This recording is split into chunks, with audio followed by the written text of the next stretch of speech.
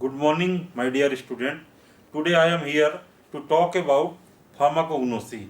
So, since you are a beginner for us, you are first year student, and I want to give you a brief insight on the subject, what is pharmacognosy and how you can learn this subject, and what are the various perspectives of this subject, how you can get insight knowledge of this subject pharmacognosy, what is exactly means of pharmacognosy, so that you can learn many things, various technique related to pharmacognosy, various outcome which can be utilized by the industry people for development of various herbal drug. So my dear student, today I am giving a talk on pharmacognosy. It is a science of natural product. So you have seen lot of natural product.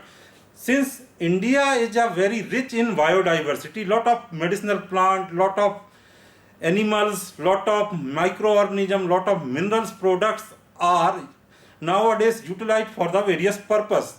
So why and how these are utilized for medicinal purpose, so it all comes under the purview of this pharmacognosy. So that's why it is known as science of natural product. So these comes under the natural products. So what this term exactly pharmacognosy, and when it is utilized, who was the person who utilized this word pharmacognosy first time? So this word pharmacognosy is derived from this Greek word, means pharmakon and genesis. So it is the knowledge of drug. So the term pharmacognosy first time utilized by the Austrian physician John Adam Smith in 1811. So he utilized this word in his book Lehrwerk der Materia Medica. Then in 1815 by Antheus Sedler in a work titled Analytica Pharmacognostica. So this is the title where this pharmacognosy word is first time utilized, Analytica Pharmacognostica. So please remember these two names, because many times in many of competitive examination such types of question is asked, who is the person who is responsible for coining the word pharmacognosy. So these two person is mainly associated with the term coining of pharmacognosy. So always do remember these two person. So there are several development, several updates, several work have been taken, several progressive work have been taken by various scientists, various scholars who have developed this pharmacognostical system. They have been isolated several compounds from this natural product. So these are the some brief updates that in 19th century first time isolation of compound have been taken place. In 20th century there are several kingdom have been classified. Then microorganism also is involved as a source of drug. Then traditional medicinal system and utilization of this traditional medicinal system for systematic investigation of Western medicine. So these all collaborative works comes under the purview of this natural product, and this can be utilized for development of various drugs. So how this system have been utilized for development of various drugs? So since these are the list of the compound which was isolated in meantime, so this era is known as isolation of pure compound era. So lot of compound have been taken place, lot of compound have been identified from the plant source. So these are the associated scientists who was involved in the discovery of, in the first time isolation of these compounds, like narcotin by Dawson in 1803, morphine by Sir Turner in 1806, strychnine by Pelletier and Coventu in 1870. So this is the exhaustive list. There are several compounds have been isolated in later. Then there are lot of list of these compounds, hundreds of compounds have been isolated and have been investigated for lot of pharmacological purpose. So these compounds are generally referred as marker compound in pharmacognosy. They may be chemical marker, they may be biological marker, and they may be analytical marker. So these marker compounds have their own use, their own significance. So if we talk about how we can work on pharmacognosy, what are the various way by which we can work on pharmacognosy. So this is a simple depiction of work protocol for plant drug analysis in herbal drug technology. So if we talk about herbal drug technology, this is the technique of utilization for development, progressive development on plant analysis. So if we talk about, lot of plants have been identified as a source of drug. Lot of plants have been identified in various system of medicine as a source of drug, like in Ayush, Ayurveda, Unani, Siddha, homeopathy system, naturopathy system. Lot of plants have been identified and they can be utilized for the purpose of treatment of various disease. Even in traditional system, if you have been seen in lot of village, lot of Vaidyas are there, they have been utilized some plants for the treatment of various disease, and they are recommending that you can use this plant for treatment of particular kind of disease. So these are the claims which is associated with the plant. If you want to identify what are the things that have been utilized in the plant, or that chemical which is present in the plant that is utilized for the purpose of treatment of particular kind of disease, are responsible for the treatment of particular kind of disease. So these protocols have been developed so that a person can easily standardize the plant, he can work on the plant, and he can get the verification of particular claim. So if we talk about plant or any parts of plant, first of all we have to identify the exact plant source. What is the exact plant source? So my dear student, if you know, there are binomial nomenclature system that have been accepted worldwide. So we have known many of plants by local name, but it is limited to particular geographical area only. So if we have identified that plant by the name of binomial nomenclature system, so that it can be identified worldwide. So that's why first of all we need to identify plant by their binomial nomenclature system, means at least name of species and name of genus and the person or person responsible for identification of that thing, that plant. So if we identified correct plant source, then we have to analyze plant for macroscopical character. Macroscopical character means what are the various physical appearance in particular plant, what are the things that you are revealing in the plant, so that you can easily identify the plant. So those macroscopical character can be noted, that the color of leaves, the size of the plant, flowers, their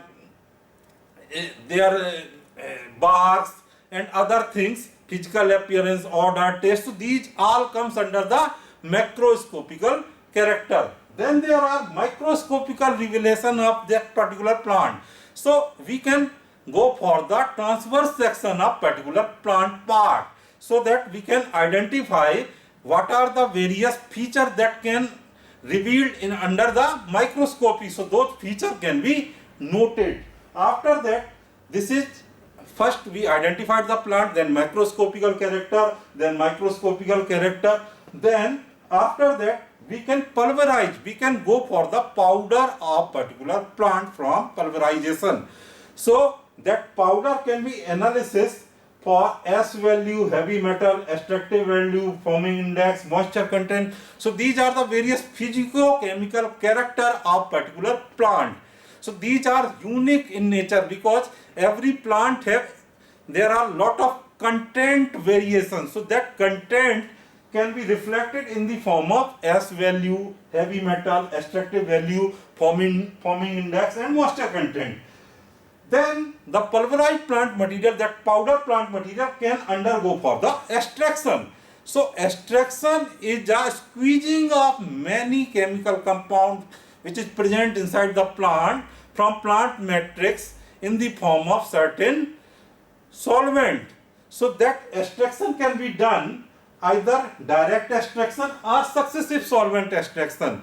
So what is the benefit of direct extraction and what are the benefits of successive solvent extraction is that if you go for direct extraction, so whatever solvent you are using for extraction of particular plant material, that all compounds which are soluble in particular solvent can go in the particular type of solvent, and you can get easily all the chemical compounds in the form of extract. However, in successive solvent extraction, there are solvent extraction on the basis of polarity of the solvent. So particular chemical compound can be go in particular polarity of solvent which is utilized for the purpose of extraction. So we can easily differentiate what are the various compound, like what are the various polar compound, what are the various non-polar compound, medium polar compound. So we can easily separate these compound on the basis of non-polar, on the basis of successive solvent extraction. So if we talk about after extraction, what are the various way where you can easily identify or at least fingerprint the whole analysis of chemical compound which is present in particular extract. So there are chemical test method by which you can identify various chemical group of which compound is present in your particular extract. You can also go for TLC analysis. So thin layer chromatography, it is a technique of chromatography where compound can be separated in a thin layer so that that compound can be revealed by using various detection technique. Like if compound is UV active, then we can detect by UV. If compound is flavonoid, so there are certain detecting agent which can be utilized. If compound is alkaloid, there are certain detecting agent that can be utilized, so that we can get at least some pictures on various compound which is present inside the plant extract. Then after that, if we go for pharmacological screening of particular plant extract, and we can identify whether our plant extract is active for particular kind of activity, means whether it is bioactive plant extract. So we can go for identification of lead molecule which is present inside the extract, can be utilized by using various techniques like chemical derivatization method, column chromatography, preparative chromatography, so that we can isolate or separate that particular kind of lead from that particular plant extract matrix. So that lead can be undergo for the analysis by various spectroscopical technique like UV spectra, IR, mass, NMR, CHN analysis, oxygen analysis, C13 NMR. So lot of spectroscopical technique by which we can identify the structure and molecular formula of particular compound which have been isolated from the plant extract matrix. So that compound can also further used for the pharmacological screening. If we found that particular compound is only responsible for particular pharmacological outcome, then we can say that this compound, due to the presence of this compound in particular plant, this plant is used for this particular type of purpose. So there are several examples like artemisinin in cinchona, there are examples like quinine, there are several other alkaloids have been isolated by this technique. So this whole technique can be utilized for determination of various bioactive compound, and this bioactive compound is a lead molecule which can be utilized for drug development of process, like undergo for various preclinical analysis, clinical analysis, then can be approved for the particular kind of drug, and that can be further utilized for using as a drug molecule. So whenever this compound is isolated from the plant or isolated from any extract, that compound comes under the category of API, means active pharmaceutical ingredient. It is no more herbal, since it is isolated, it have chemical structure, it have molecular weight, it have their own identity, so it is no more herbal. So many pupils are confused that this compound have been taken from the plant, but it is herbal only, it is natural only, but it is no more natural because it has certain chemical identities. So that's why any chemical identity molecule, if however it is isolated from the plant, but it is no more herbal. So herbal or extract or fraction are only those things where no unique compound have been identified. It is a group of compound, means it is a natural way, natural presentation of nature, means whatever type of compound, groups of compound which is present, which is mixed, may be giving some synergetic action, might be giving some antagonistic action. So it is possible. So this is a blend of nature only.